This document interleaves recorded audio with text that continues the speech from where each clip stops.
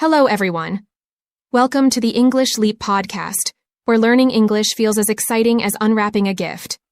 I'm Erin, your friendly host, and I'm absolutely thrilled to kick off today's topic, how to think and speak in English. And I'm Evan, here to guide you on your journey to speaking English more naturally and confidently. If you're ready to transform your mindset and finally break those language barriers, you're in exactly the right place. All right then, let's start with a little-known fact. Did you know your brain can literally rewire itself in as little as 3 weeks when you're exposed to a new language every day? That's right. Consistency and proper technique can dramatically speed up your language learning progress. Imagine thinking in English by default instead of translating from your native language. Wow, Erin, that's such a great point. A lot of people don't understand just how powerful repeated exposure and immersive practice can be. Our brains are way more flexible than we often think. Today, we'll explore some life-changing techniques to make English a natural part of your thought process, so you can speak with ease without freezing or second-guessing yourself. Exactly. Today, we'll give you 8 proven strategies to help you think directly in English. Trust us. This will save your brain from overworking like an old laptop. Oh, and before we jump in, we've got something exciting for you. A free PDF guide that goes along with this episode. Yep. This guide has all the key points, practical exercises, and tips to help you stay on track. It's like having the podcast in your pocket. Exactly. It's waiting for you in the description. Use it to follow along and practice what you learn. All right, let's get started with today's topic. You know, Evan, thinking in English isn't something that happens overnight. It's like learning to dance. You start with the basics and build from there. And for me, it all started with listening. Can't agree more. Listening really is the foundation of everything. When I started, I didn't try to understand every word. I'd just play English podcasts while I cleaned or went for a walk. It was like background music. And over time, I noticed I was picking up common words and phrases without even trying. So true. I used to watch my favorite sitcoms in English. At first, it was just noise. Funny noise, but still noise. I couldn't follow the jokes, but I kept watching because I loved the characters. After a while, I started understanding snippets, and eventually, I could follow entire conversations. It felt magical. Yeah. And the best part is you don't have to pressure yourself to get everything. Listening is like planting seeds. You may not see the growth immediately, but trust me, it's happening. Exactly. And don't feel like you need to find educational content. If you love baking, watch recipe videos. If you're into sports, listen to post-game interviews. Find something you enjoy so it doesn't feel like work. Right? Listening gives you a strong foundation, but once you've absorbed those sounds, what comes next? Repetition. That's where things start to stick. Repetition was such a game changer for me. I used to think I needed to learn something new every day to make progress. But the truth is, going over the same material helps you internalize it. It's like watching your favorite movie. The more you watch it, the more you notice the little details. And eventually, you can quote it word for word. Yep, that's so true. I used to listen to the same 5-minute audio clip during my morning walks. At first, I only understood a few words. By the 3rd or 4th listen, I could follow the entire thing. By the 10th time, I wasn't just listening. I was silently mouthing the words along with it. Exactly. Repetition isn't boring when you realize it's building your confidence. I remember practicing the phrase, "Could you repeat that?" Because I knew I'd use it often. I said it so many times that when the moment came to use it in real life, it just came out naturally. Totally. And once repetition feels easy, you can add a layer of creativity. That's where mini stories come in, and honestly, they make practice so much fun. Mini stories are short, simple tales, maybe just a few lines long, that you can easily remember and adapt.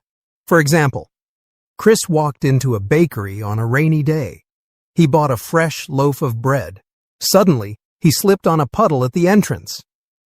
It's a quick, vivid scenario that you can expand in countless ways. Right. Then you transform that story into a question-answer session. Where did Chris go? He went to a bakery. Why was it slippery? Because of the rain. What did Chris buy? A loaf of bread. This technique might feel playful, but it's actually powerful for your brain. You're forcing yourself to think in English rather than just passively reading or listening. It's like having a mini conversation with yourself, which boosts recall and fluency. And hey, the great thing is, you don't need a dramatic story. Even simple things like, I went to the park and saw a dog, can be turned into practice. What kind of dog was it? Was it big or small? What was the weather like? The more you engage with the story, the more you're training your brain to think in English. Absolutely. So we've talked about listening, repetition, and mini stories. Great ways to build a foundation. But, Evan, remember how much we used to stress over grammar when we were learning English? Oh, don't remind me. I'd spend hours trying to memorize grammar rules only to freeze up when I actually had to speak. But then, I discovered a much simpler way. Learning grammar through stories. Yes, exactly. Instead of memorizing charts, you just observe how grammar works naturally in context. For example, if you hear a story like, Anna went to the park yesterday, you automatically pick up the past tense. Then you hear, Anna is going to the park tomorrow. And now you've got the future tense too. Totally. I used to take simple stories and rewrite them in different tenses. Past, present, future. It's like seeing the same event from different angles. And you know what? It actually made grammar feel, dare I say it, fun. Fun? That's a bold statement. But seriously, it does work. I remember practicing with a story about my daily routine. I wake up at 7 a.m. Then I'd switch it up. I woke up at 7 a.m. yesterday, or I will wake up at 7 a.m. tomorrow. After a while, I didn't even have to think about the tense. It just came naturally. Exactly. And the beauty of this approach is that it's practical. You're not just learning grammar, you're learning how to use it in real conversations. It's like building a toolbox. You grab the right tool when you need it. Speaking of tools, one thing that kept me going was finding content I actually cared about. If I wasn't emotionally invested, I'd lose interest fast. That's why connecting with what you love is so important. Absolutely. Learning is so much easier when you're passionate about the topic. For me, it was travel videos. I'd watch vloggers explore different cities, and I'd feel like I was right there with them, learning new words along the way. Same here. For me, it was baking videos. I'd watch recipes in English and try to follow along. It made learning so much fun because I was doing something I loved. And honestly, it didn't feel like studying. It felt like play. That's the key, making it personal. When you're emotionally engaged, you remember things better. It's like watching a movie that moves you. You can recall every scene because it left an impact. Exactly.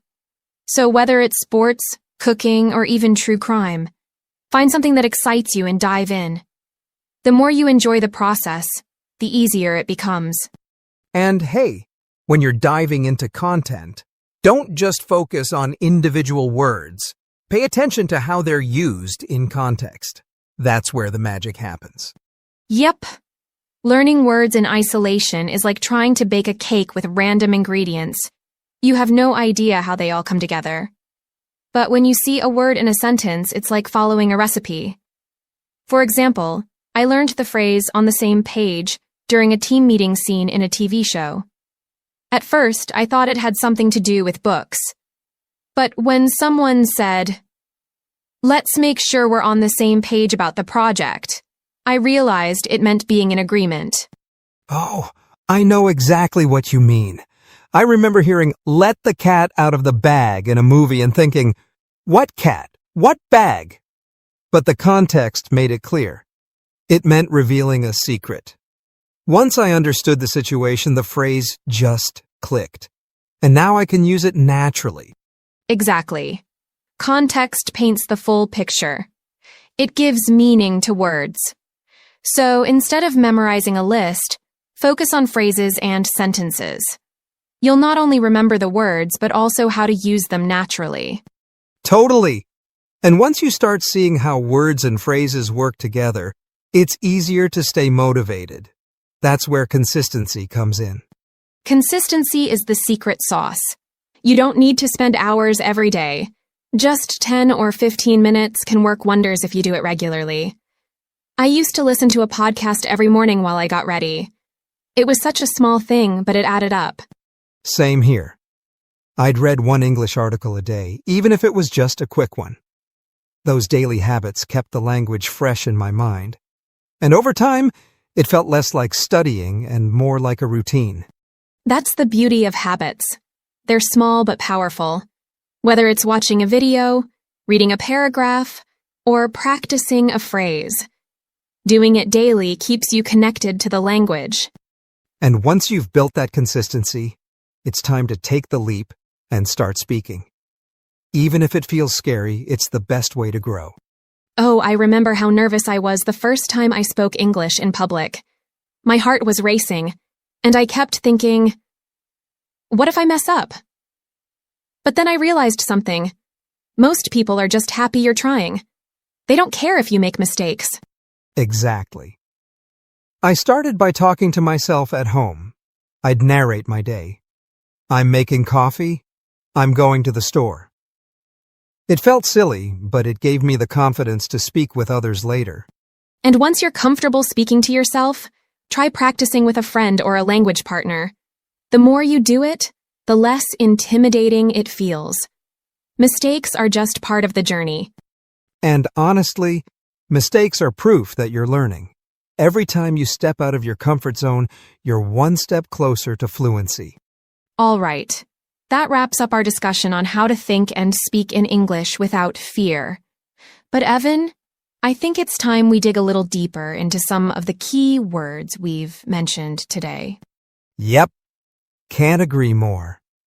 To help us break down these important vocab terms, we have our awesome co-host, Charlotte, ready to guide us through a quick vocabulary breakdown. Charlotte, over to you. Thank you, Aaron and Evan. Hey everyone, I'm Charlotte. I've been listening in and I've picked out some words that might need a closer look. Let's go over them one by one. Rewire. Meaning: changing or reorganizing the way you think or learn. Example: I decided to rewire my morning routine by reading in English for 10 minutes before breakfast. Consistency. Meaning: doing something regularly and without interruption. Example: her consistency in practicing English every day helped her learn quickly. Immersive practice. Meaning: learning by being fully involved in the language, like watching videos or listening to music in English. Example: immersive practice helped him pick up new phrases without even realizing it. Exposure. Meaning: coming into contact with the language through various mediums like videos, podcasts, or articles. Example: she increased her exposure to English by listening to 2 podcasts daily. Foundation. Meaning: the base or starting point for building your skills or knowledge. Example: grammar provides a foundation, but speaking practice helps build fluency on top of it. Internalize. Meaning: to absorb or learn something deeply until it becomes natural. Example: with lots of reading, he managed to internalize new vocabulary quickly. Overworking. Meaning: using too much energy or effort, often leading to burnout. Example: she was overworking herself by studying for 6 hours every night without breaks. Game changer. Meaning: an idea or event that drastically changes how things are done. Example: using flashcards on her phone was a game changer for remembering new words. Context. Meaning: the situation or environment that defines how a word or phrase is used. Example: knowing the context of a conversation helps you figure out the meaning of idioms. In agreement. Meaning: sharing the same opinion or being on the same page.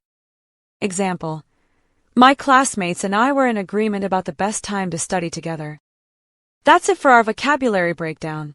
I hope these definitions and simple sentences help you feel more confident using these words.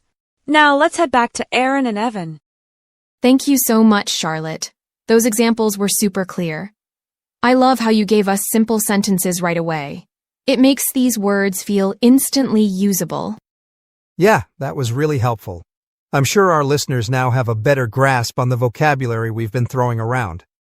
All right, let's keep the momentum going. Exactly.